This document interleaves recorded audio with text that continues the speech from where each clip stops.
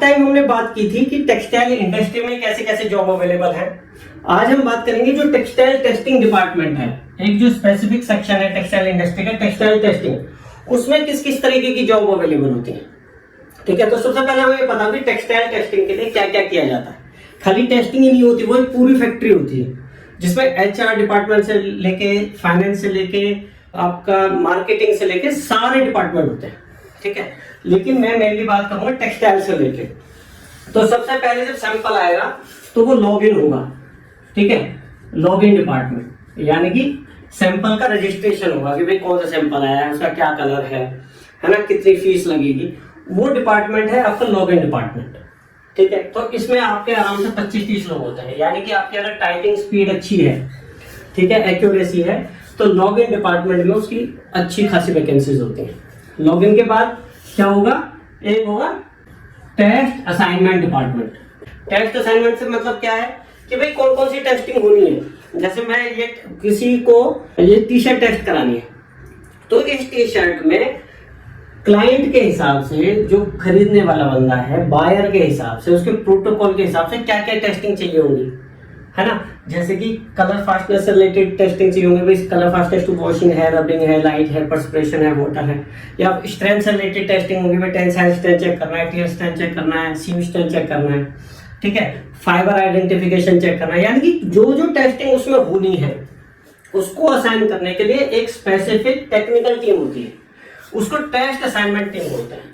तो कंपनी जितनी बड़ी होगी ये टीम उतनी ही बड़ी होगी, 15, 20, 25 लोग इसमें आराम से होते हैं। टेक्सटाइल मैं बात कर रहा हूँ कोई थर्ड पार्टी लैब की। ठीक है, अदरवाइज हर एक्सपोर्ट हाउस में, हर मिल में तो टेस्टिंग टीम होती ही है, तो वो वहां पे अलग से टेस्ट असाइनमेंट टीम नहीं होगी, क्योंकि उनको तो पता ही होता है कि हमें क्या क्या चेक करना है।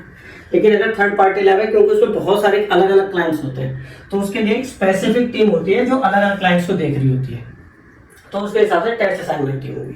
ठीक है, इस टेस्ट असाइनमेंट टीम के बाद एक डिपार्टमेंट होगा जो उस फैब्रिक को, उस गारमेंट को कट करेगा अलग अलग। ये नॉन टेक्निकल टीम होती है नॉर्मली, कटिंग टीम। ये क्या करते हैं कि जैसे कोई फैब्रिक आया, उसे काट के जो अलग अलग सेक्शंस हैं लैब्स के, जैसे कलर फास्टनेस का अलग सेक्शन होता है, फिजिकल टेस्टिंग का अलग सेक्शन होता है ना, सेफ्टी से रिलेटेड अलग टेस्टिंग होती है, तो अलग अलग टेस्टिंग के अलग अलग सेक्शंस होते हैं। तो ये डिपार्टमेंट क्या करता है, कटिंग टीम, एक फैब्रिक जैसे 1 मीटर का फैब्रिक आया, तो उसमें से आधा मीटर फैब्रिक जो है कलर फास्टनेस फिजिकल टीम को भेज दिया, आधा मीटर जो थोड़ा सा पोर्शन जो है कलर फास्टनेस टीम को भेज दिया। यानी कि इसका काम क्या होता है, फैब्रिक को मोटा मोटा कट करके अलग अलग सेक्शन में भेजना होता है। तो जितनी बड़ी ये टेस्ट असाइनमेंट टीम होती है नॉर्मली, उतनी बड़ी कटिंग टीम भी होती है। ठीक है, तो इसको थोड़ी बहुत नॉलेज होती है टेक्निकल, बाकी ये नॉर्मली थोड़ा सा मैनुअल काम होता है। ठीक है, तो यहाँ अगर 15-20 लोग हैं तो नॉर्मली यहाँ भी 15-20 लोग होते हैं। इसके बाद आ जाती है टेस्टिंग टीम। टेस्टिंग टीम होती है जो टेस्टिंग का काम करती है, यानी कि ये जो टेक्नीशियंस होते हैं, हर डिपार्टमेंट में अगर ठीक ठाक लैब है तो हर डिपार्टमेंट में 10-12 टेस्ट, हर डिपार्टमेंट में, हर सेक्शन में। इनकी सेक्शन कौन कौन से होंगे, जैसे कि अगर मैं बात करूं, कलर फास्टनेस का अलग सेक्शन है, फाइबर आइडेंटिफिकेशन का अलग सेक्शन है, फिजिकल टेस्टिंग, यानी कि फिजिकल टेस्टिंग से मतलब है स्ट्रेंथ से रिलेटेड टेस्टिंग जो होती है, जो फिजिकल टेस्ट होते हैं, टेंसाइल, टियर, सीम, फिलिंग, अब्रेजन, बर्स्टिंग, तो उससे रिलेटेड अलग टीम होती है। ठीक है, एक डिपार्टमेंट वॉशिंग से रिलेटेड होगा, वॉशिंग से मतलब डायमेंशन चेक करेगा कि कपड़ा श्रिंक तो नहीं हो गया, है ना, तो वॉशिंग से रिलेटेड टेस्ट एक ये अलग से सेक्शन होता है। ठीक है, एक सेफ्टी से रिलेटेड टेस्ट डिपार्टमेंट होता है, वो सारा भाई उसमें लेड है, कैडमियम है, जो हैवी मेटल्स हैं वो, यानी कि केमिकल टेस्टिंग उसे बोलते हैं, तो वो एक सेक्शन हो गया। ठीक है, तो इस तरीके से आराम से 40-50 टेक्नीशियंस होते ही होते हैं लैब में। तो जो कटिंग टीम है उस फैब्रिक को बड़े बड़े को काट के यहाँ पे भेजते हैं, फिर ये उसका एग्जैक्ट मेजरमेंट करके ये लोग टेस्टिंग करते हैं। तो यहाँ पे हर डिपार्टमेंट में, हर सेक्शन में वैकेंसीज हो गई लैब टेक्नीशियंस की। ठीक है, जब टेक्नीशियन की हो गई तो उन्हीं टेक्नीशियंस में से जो बंदा एक्सपर्ट हो जाएगा वो मैनेजर बन जाएगा या असिस्टेंट मैनेजर बन जाएगा। ठीक है, अच्छा, अब यहाँ पे बात खत्म नहीं हुई।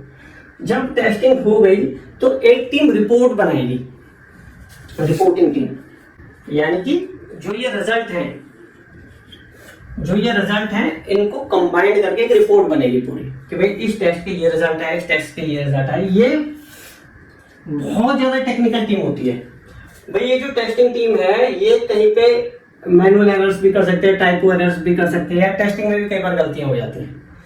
तो जो ये टीम है ये हाईली टेक्निकल होती है। टेस्ट असाइनमेंट टीम भी टेक्निकल होती है, ये रिपोर्टिंग टीम इससे भी ज्यादा टेक्निकल होती है। यानी कि जब वो ओवरऑल एनालाइज करते हैं रिपोर्ट को तो फटाक से बता देते हैं कि हाँ यार ये इसमें कुछ गलती हुई है, तो ये रीचेक भी कराते हैं। तो रिपोर्ट को फाइनल करते हैं ये लोग। कहीं कहीं पे दो टीम होती है रिपोर्टिंग की, यानी कि फर्स्ट सेक्शन होता है कि भाई वो टाइप करता है, उसको मोटा मोटा बनाता है, और कहीं पे और फिर उसके बाद फाइनल रिपोर्ट चेकिंग होती है। तो कहीं पे ये एक स्टेप में होता है, कहीं पे ये 2 स्टेप में होता है। तो ये एक बड़ी टीम होती है ना। जो हमारी टेस्ट असाइनमेंट टीम है उससे बड़ी टीम ये होती है। टेस्ट असाइनमेंट वाले को तो खाली यही बताना होता है कि कौन कौन से टेस्ट करने हैं, लेकिन रिपोर्टिंग टीम को पहले वो चेक करता है कि कौन कौन से टेस्ट करने हैं, यानी कि टेस्ट असाइनमेंट का काम भी करता है। फिर उन टेस्ट्स को एनालाइज, उनके रिजल्ट्स को एनालाइज करता है कि जो टेस्टिंग टीम ने की है वो सही है या नहीं है।